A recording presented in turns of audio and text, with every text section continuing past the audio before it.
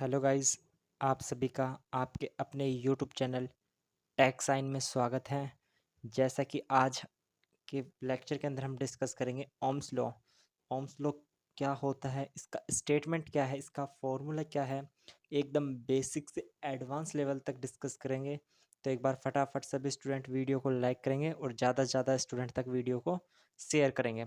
तो हम डिस्कस करते हैं ओम्स लॉ होता क्या है। तो सबसे पहले इसका स्टेटमेंट जानेंगे कि ओम्स लॉ का स्टेटमेंट क्या है और फॉर्मूला क्या है। तो इसका स्टेटमेंट क्या होता है?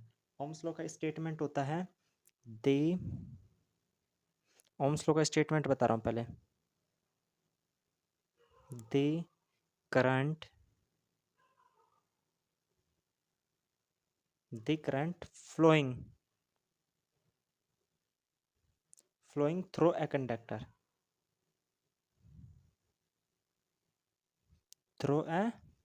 कंडक्टर यानी कि जो करंट हो किसके थ्रू फ्लो की जाएगी, वो किसी कंडक्टर के थ्रू ही तो फ्लो होगी current. The current flowing through a conductor is directly proportional किसके डायरेक्टली प्रोपोर्शनल होती है? Is directly proportional to the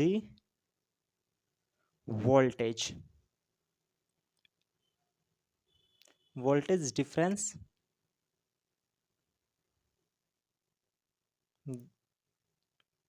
या फिर इसको क्या बोल सकते हैं, potential difference across the terminal. तो डेफिनेशन क्या है, स्टेटमेंट क्या है, ये क्या है ओम्स लॉ का स्टेटमेंट क्या है? The current flowing through a conductor is directly proportional to the voltage या फिर potential difference across the terminal at constant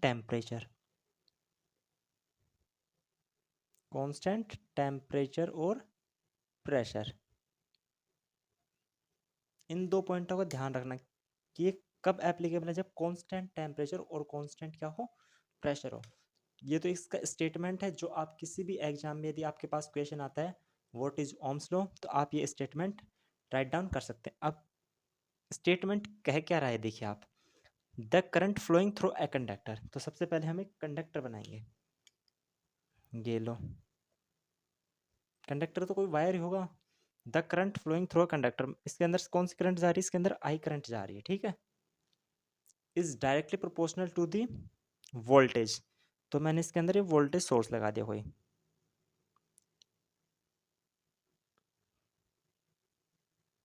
ये मेरा सर्किट कंप्लीट हो गया। अब देखो इसके अंदर क्या बोल रहा है, the current flowing through a conductor is directly proportional to the voltage और potential difference across the terminal, यानी कि किसी भी टर्मिनल के अक्रॉस।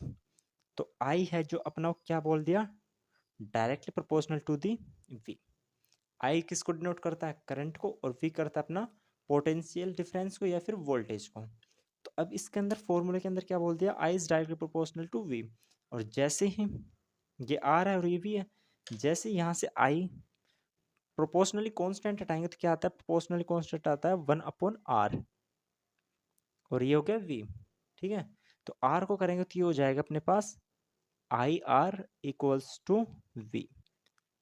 यही क्या है अपना ओम्स लॉ, जहां पे प्रोपोर्शनली कांस्टेंट क्या आता है, 1/r क्या है, प्रोपोर्शनली कांस्टेंट,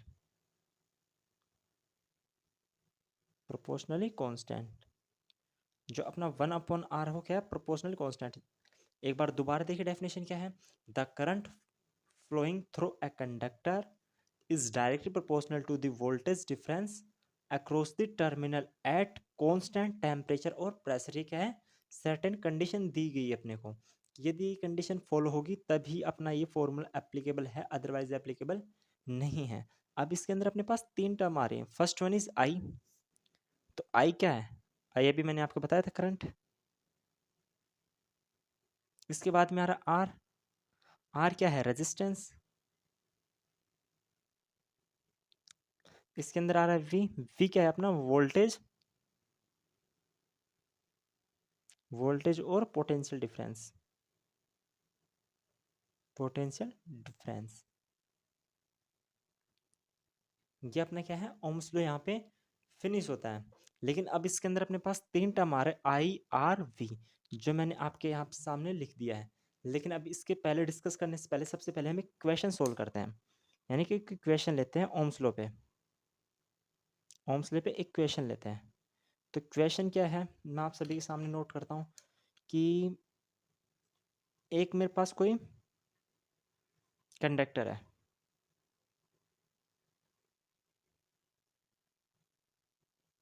थ्योरी पे ज़्यादा ध्यान ना दें, ओनली ऑन प्रैक्टिकल, यानी कि जो आपके पास क्वेश्चन है ना उन पे ज़्यादा ध्यान दें। तो मेरे पास ये कोई कंडक्टर है, यानी कि सर्किट है, सर्किट के अंदर वोल्टेज दे दिया मेरे को 12 वोल्ट की, क्या दे दी बैटरी, और दे दिया 6 ओम का, क्या दे दिया रेजिस्टेंस। तो मेरे से आई फाइंड आउट करवा रहा है। क्वेश्चन में क्या गिवन है, दी voltage of 12 volt is applied on 6 ohm resistor,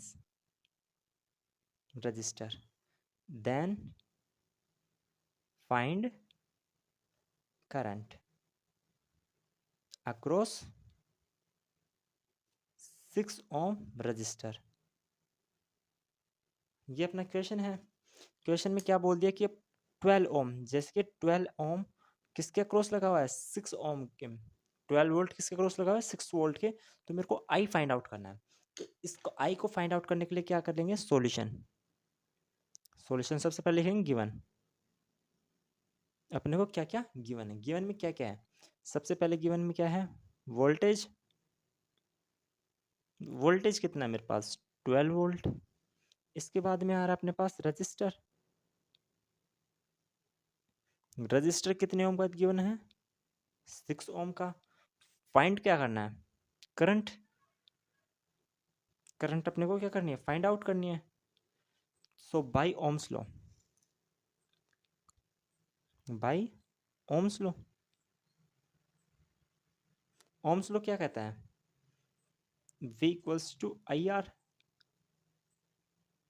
अब देखिए अपने पास यहाँ पे V भी है, R भी, I निकालना है। तो V कितना है मेरे पास 12 वोल्ट, I मेरे को पता नहीं, R कितना, R मेरे पास है 6 ओम। तो यहाँ से I की वैल्यू क्या आएगी, तो यहाँ से I इक्वल्स टू आ जाएगा अपने पास 12 वोल्ट अपॉन में 6 ओम। तो I आ जाएगा यहाँ से, ये कितनी बार गया, ट्वाइस, तो 2 एम्पियर। तो आई की वैल्यू क्या आ गई मेरे पास यहाँ से 2 एम्पियर। अब ध्यान रखना वोल्टेज की यूनिट क्या होती है वोल्ट, रेजिस्टेंस की क्या होती है ओम, और करंट की क्या होती है एम्पियर। यहाँ पे अपना ये ओम्स लॉ है वो कंप्लीट होता है। इसके बाद में अपने पास यहाँ पे 3 चीजें आ रही हैं, इनको सबसे पहले पार्टीशन वाइज डिस्कस करेंगे। सबसे पहले आ रहा है अपने पास रजिस्टर, एक क्या आ रहा है रजिस्टर है,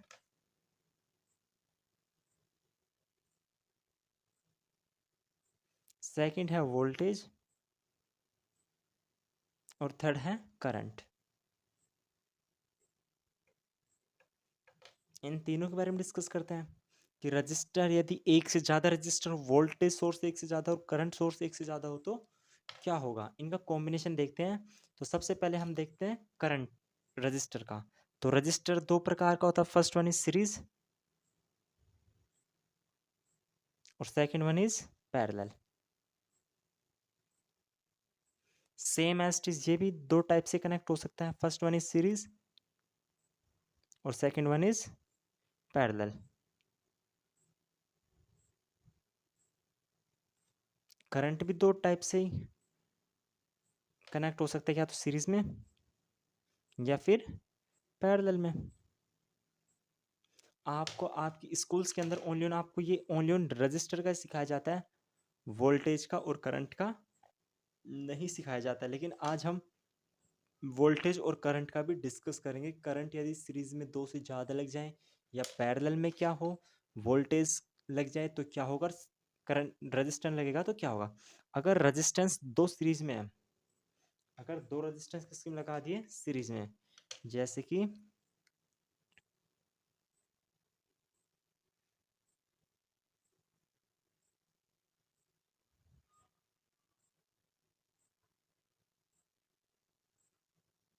ये मैंने लगा दिया R1 और ये लगा दिया R2, ये किसमें है? दोनों सीरीज में। ध्यान रखना रजिस्टर का पहला एंडिंग अपर साइड जाएगा, ये पहला एंड यदि आपने गलती से ऐसे वगैरह बना दिया तो ये आपका गलत है, कोई रजिस्टर का साइन या सिंबल नहीं होता, ध्यान रखना। यदि सीरीज में है तो सीरीज के अंदर सीधा एडअप हो जाता है, R1 प्लस में R2, ये किसका है? सीरीज का। यदि इसके अंदर दो रेजिस्टेंस आपस में पैरेलल है, यदि दो रेजिस्टेंस को मैं पैरेलल में कनेक्ट करता हूं, जैसे कि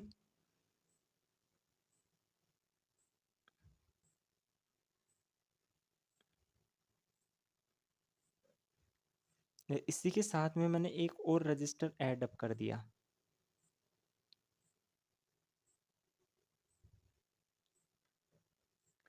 तो अब मुझे ए और बी के अक्रॉस रेजिस्टेंस निकालना है, तो इसका होता है आर इक्वलेंट। आर इक्वलेंट क्या होता है? R1 इंटू R2 अपॉन में R1 प्लस में R2, ये क्या है? दो रजिस्टर के लिए है। यदि दो से ज़्यादा हो जाए तो, जैसे कि R1 है या R2, अब जैसे दो से ज़्यादा हो जाए तो इसका हो जाएगा 1 upon R equivalent equals to 1 upon R1 plus 1 upon R2 so on 1 upon Rn। ये अपना R, यदि n नंबर ऑफ रेजिस्टेंस किस में कनेक्टेड है? पैरेलल में। सीरीज का क्या होता है? R equivalent is equals to R1 plus में R2 प्लस में R3 एंड सो ऑन। और ये किसका होता है? पैरेलल का क्या होता है? R1 1 upon R1 1 upon R2 1 upon R3। ये किसके केस हैं? ये ओनली ऑन रजिस्टर के केस हैं। ये हम लोड के अंदर डिस्कस करेंगे। उससे पहले आते हैं हम वोल्टेज पे। पहला क्वेश्चन, क्या वोल्टेज सीरीज में कनेक्ट हो सकता है? दूसरा क्वेश्चन, क्या वोल्टेज पैरेलल में कनेक्ट हो सकता है?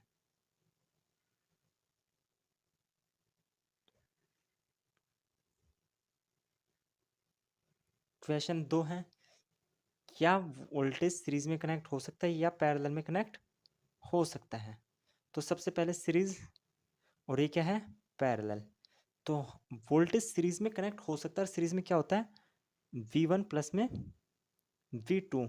ये हम इसकी साइन कन्वेंशन देख लेंगे, प्लस माइनस।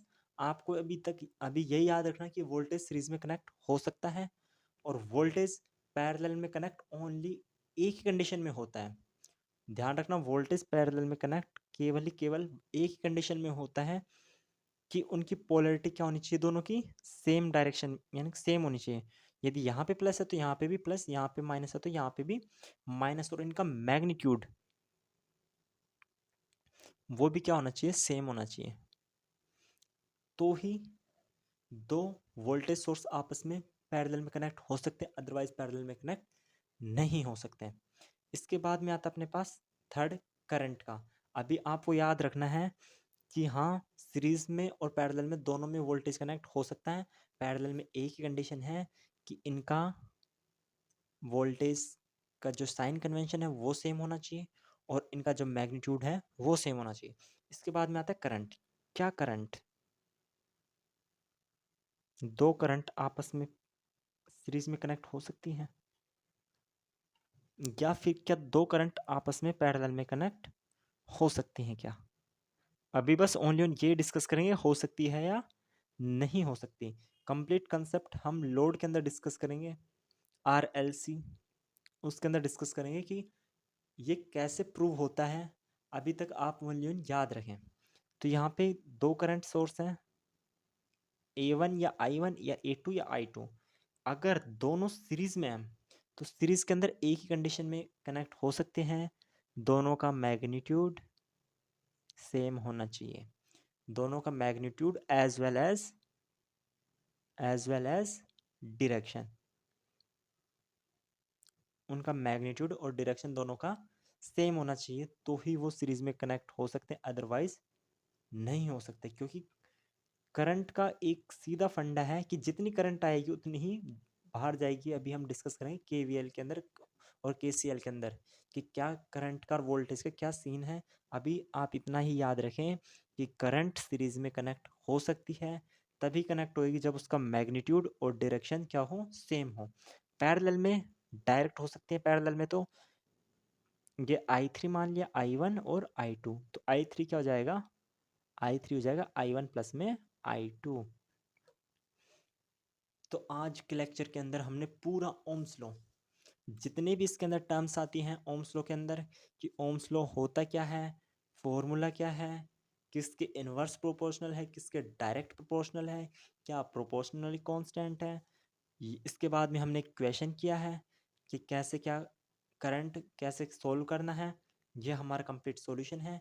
इसके बाद में ये अपना क्या है, रजिस्टर, वोल्टेज और करंट, जो तीनों इसके अंदर आते हैं ओम्स लॉ के अंदर, उसके हम बारे में हमने कंप्लीट में डिटेल में डिस्कस किया है।